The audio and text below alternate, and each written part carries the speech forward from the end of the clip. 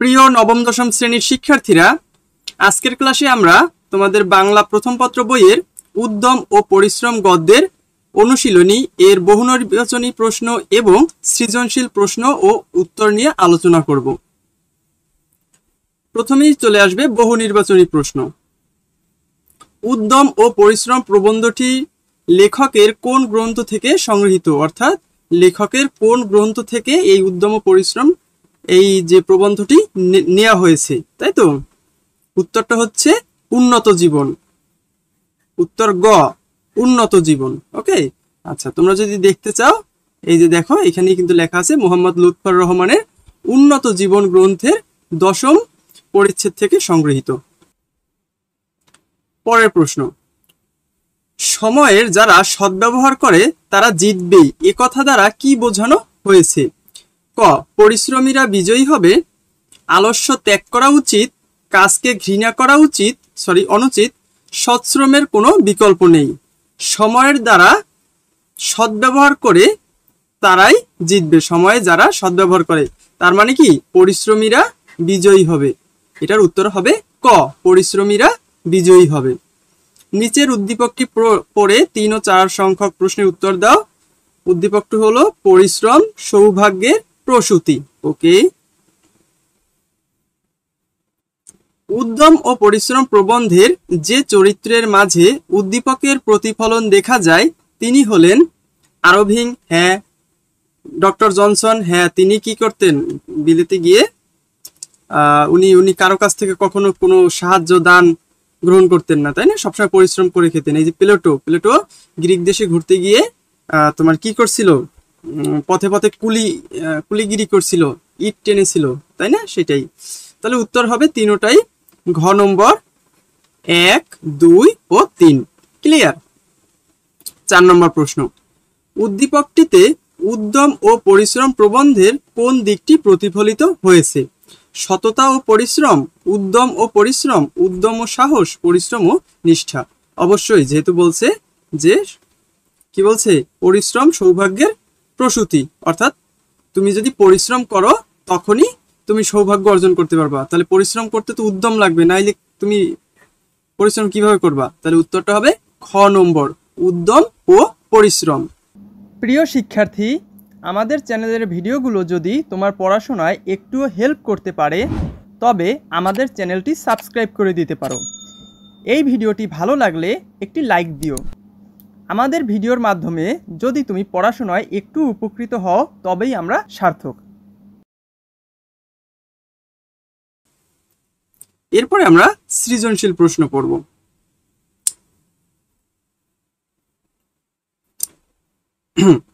শামীম পেশায় নৈশ প্রহরী। একদিন রাতে দেখে ম্যানেজার সাহেব শ্রমিকদের নিয়ে গুদামের মালামাল সরাচ্ছেন। এতে সে প্রতিবাদ করায় তাকে ম্যানেজার চাকরিচ্যুতির হুমকি দেয়। এই অন্যায় কাজকে সমর্থন করতে না পারায় সে চাকরি ছেড়ে দিয়ে গ্রামে চলে যায়। সেখানে হাঁস, মুরগি, মৎস্য ও সবজির চাষ শুরু করেন। অল্পদিনের মধ্যেই তার ব্যবসায়ের বেশ প্রসার ঘটে। অনেক বেকার যুবককে নিয়োগ দেয় তার খামারের কাজে। আচ্ছা, ক নম্বর, কাকে ইউরোপের জ্ঞানগুরু বলা হয়? কে বলতো? ইউরোপের জ্ঞানগুরু হচ্ছে প্লেটো। আচ্ছা, আমি তোমাদের জন্য এই উত্তরগুলোর PDF শিট তৈরি করে রেখেছি, চলো আমরা সেখান থেকে পড়ি।